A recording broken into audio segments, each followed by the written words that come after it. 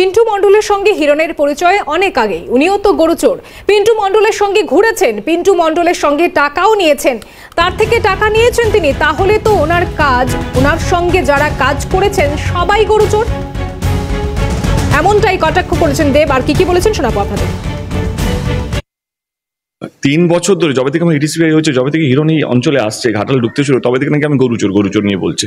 আরে সবচেয়ে আগে তো পিন্টু মণ্ডলকে ও চেনে, আজকে তার প্রমাণও দিলাম। আজ অব্দি চুপ ছিলাম, কারণ আমি কাউকে ঘেটে লাভ নেই, কারণ কাউকে না আমি বুঝি যে কারো গায়ে কাদা ছুড়লে কতটা কষ্টকর, কিন্তু যে সারাদিন কাদা নিয়ে ঘুরছে, সুযোগ পেলে দিয়েছে, আর ভদ্রতা করে লাভ নেই। আমি আজকে দিয়েই দিই।